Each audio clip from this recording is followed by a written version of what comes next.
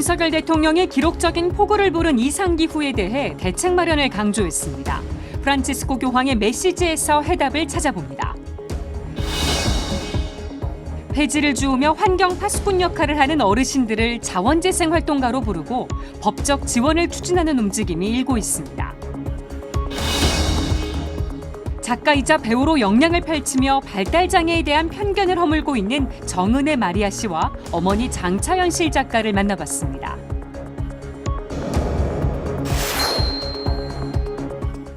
시청자 여러분 안녕하십니까? 8월 11일 목요일 CPBC 뉴스 시작하겠습니다. 100여 년 만에 기록적인 폭우로 곳곳에서 피해가 속출했습니다. 문제는 이런 날씨가 앞으로 자주 발생할 수 있다는 겁니다. 윤석열 대통령은 이상기후에 대한 대책 마련을 주문했는데요. 프란치스코 교황의 메시지에서 해답을 찾아보면 어떨까요? 맹현균 기자입니다. 윤석열 대통령은 그제와 어제 이틀 연속 수해 피해 현장을 찾았습니다. 국민들에게 송구한 마음을 전하기도 했습니다. 불편을 겪은 국민들께 정부를 대표해서 죄송한 마음입니다. 윤 대통령은 피해 복구 지원과 함께 이상기후에 대한 근본적인 대책을 세워야 한다는 점을 강조했습니다.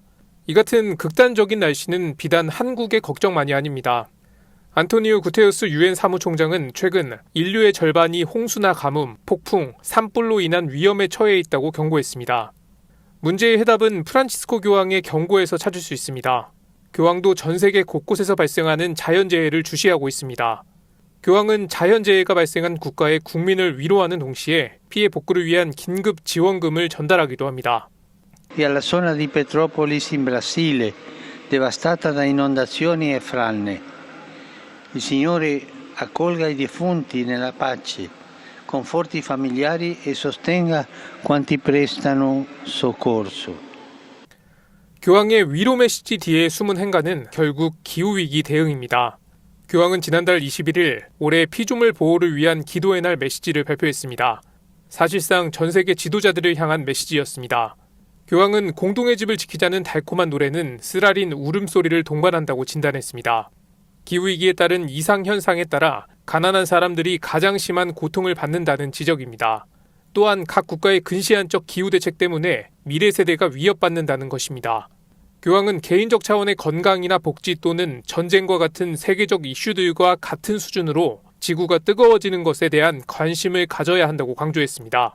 교황이 가톨릭교회 최초의 생태회칙 찬미바드소서를 발표한 건 지난 2015년입니다. 7년이 지났지만 공동의 집 지구는 오늘도 뜨거워지고 있습니다. CPBC 맹현균입니다. 손수레를 끌고 다니면서 폐지를 줍는 어르신을 종종 보게 됩니다. 어르신들의 노동 덕분에 자원 재활용이 더 잘 되고 있는데요. 하지만 벌이도 시원치 않고 인식과 대우도 열악합니다. 그래서 폐지 줍는 어르신들을 자원재생 활동가로 부르고요. 법적 보호와 지원을 추진하는 움직임이 일고 있습니다. 윤재선 기자가 취재했습니다. 국립생태원이 제작한 동영상입니다. 재활용품 수집 노인들이 느끼는 주변의 시선과 태도가 어떤지 고스란히 드러납니다. 무시당할 때가 있지. 어디서 내가 동네 개간이 어디서 어떤 사람은 저 폐지 주고 저거 쓴 게 사람 취급도 안 되는 거지 사실은. 휘저필었잖아. 이들은 그저 폐지 줍는 노인이나 폐지 수거인이라 불릴 따름입니다. 지난 2017년 한국노인인력개발원 조사 결과 폐지를 주어 생계를 잇는 65세 이상 노인은 어림잡아 6만 6천여 명. 5년이 지난 지금 이들이 전국적으로 얼마나 되는지 정부 차원의 정확한 실태조사는 아직까지 이루어지지 않고 있습니다. 2020년 기준 재활용 폐지류는 약 188만여 톤.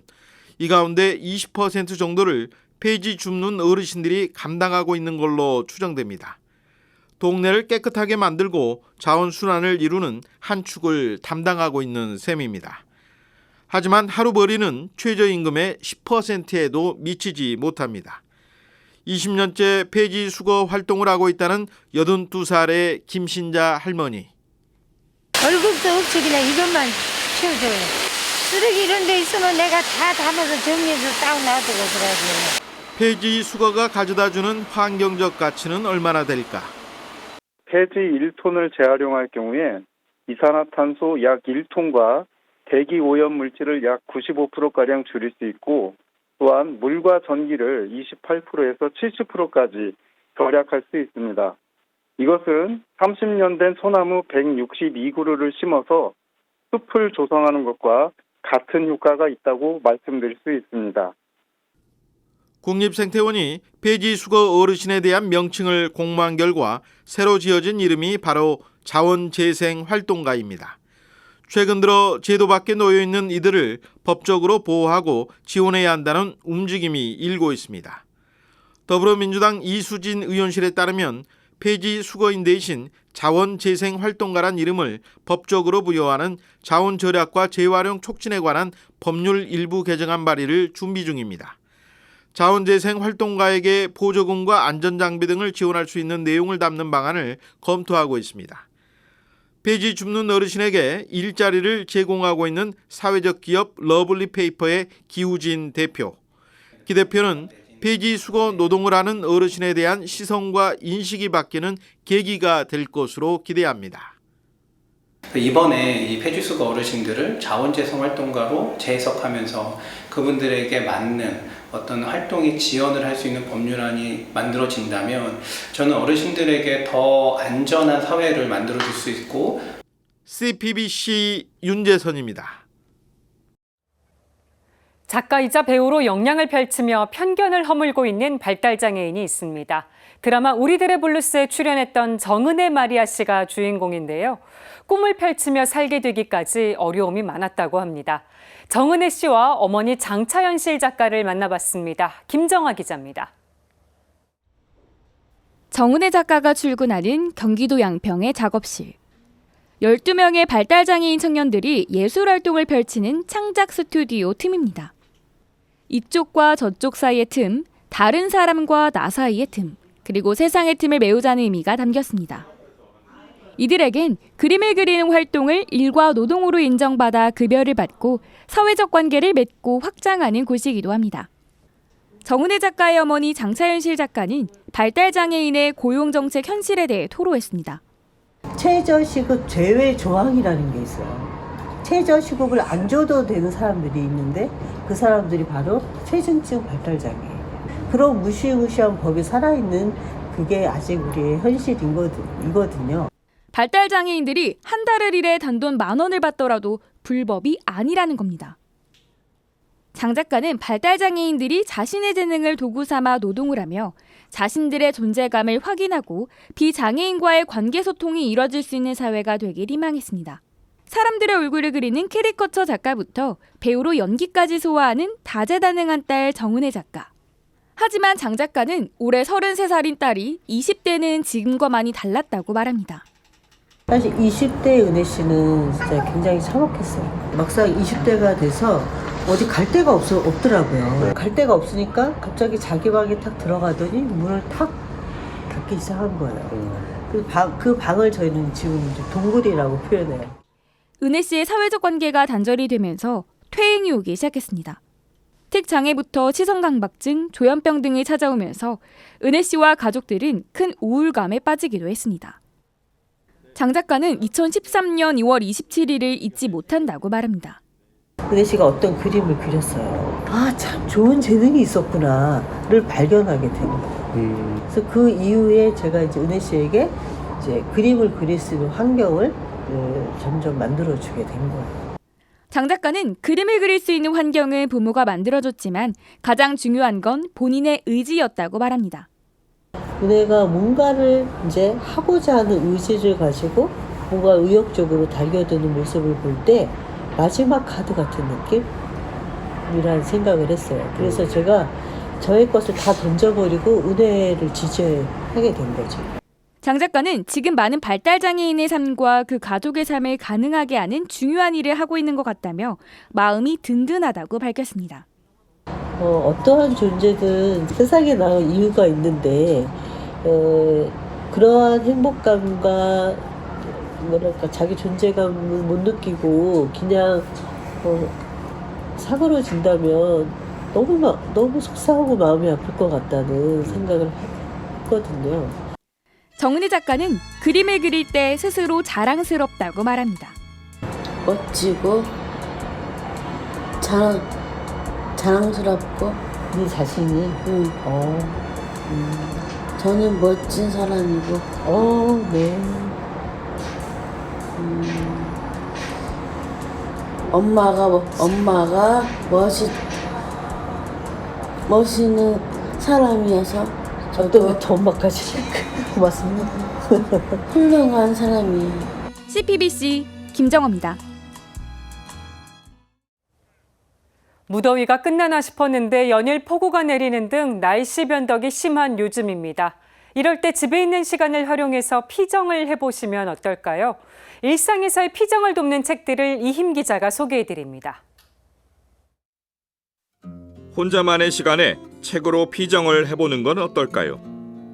일상에서 피정하기는 제목 그대로 생활터전을 떠나지 않고도 이냐시오 성인의 영신수련을 체계적으로 이끄는 기도 지침서입니다.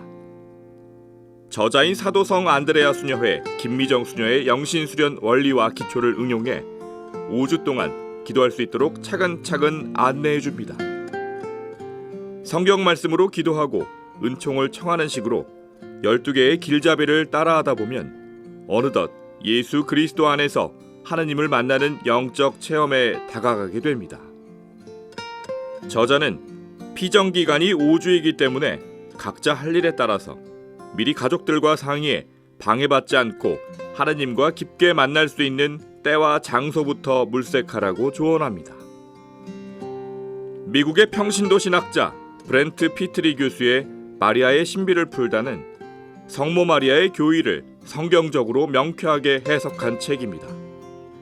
성모 마리아에 대한 가톨릭 교리가 성경과 초기 교회의 믿음으로부터 비롯됐음을 성경적 근거를 통해 밝히는 학술적인 내용입니다. 하지만 명강사 출신답게 대중 강연을 하듯 쉽게 설명한 덕분에 공감과 재미를 이끌어낸 것이 특징입니다. 가톨릭과 개신교 교리의 논점이 된 마리아의 문제에서 비롯된 저자의 혼란과 이를 해소하는 방법에서부터 성모 마리아가 새로운 하와 하늘의 모후 등으로 불리게 된 성경적 토대를 제시합니다. 마리아의 신비를 풀다는 성모 교유에 관한 믿음과 올바르고 균형 잡힌 신심을 갖도록 이끌어줍니다. 소설가 안영 씨의 장편 소설 만남 그 신비입니다. 이 책은 1968년 현대문학에 발표된 가을 그리고 산사의 후속작입니다. 가을 그리고 산사에서 주인공 수도승이 어떻게 세상을 헤쳐나갔을지 궁금해하는 독자들을 위해 선보인 작품입니다. 저자와 수도승은 영적 도반으로서 반세기 동안 편지를 나눠왔습니다. 세월이 흘러 삶의 비움을 추구하는 나이에 다다른 저자는 고매한 인격과 폭넓은 지성, 깊은 영성을 겸비한 수도승의 편지를 독자들에게 나누고 있습니다. 문학과 신앙을 중심으로 한 저자와 수도승과의 편지는 정신적 가치의 소중함과 아름다움을 전합니다. 죄의식으로 인해 신앙을 두렵고 힘들게 여긴다면 내가 알몸이라고 누가 일러주더냐를 추천합니다. 30년 가까이 미국 겟세마니 트라피스트 수도원의 수사였던 저자는 책을 통해 마땅히 되어야 하는 거짓 나와 있는 그대로의 참 나를 이야기합니다. 마땅히 되어야 하는 거짓 나에 사로잡히면 있는 그대로의 나는 열등해 보이고 이로 인해 자기 단죄라는 유죄 판결을 내린다고 말합니다. 이러한 죄의식은 벌받아 마땅하다고 여기게 해 결국 두려움을 만들게 됩니다. 저자는 하느님은 결코 벌 주시는 분이 아니며 알몸, 즉 있는 그대로의 우리를 사랑하신다는 사실을 책을 통해 알려줍니다. CPBC 이힘입니다. 이상으로 CPBC 뉴스를 마칩니다. 시청해주신 여러분 고맙습니다.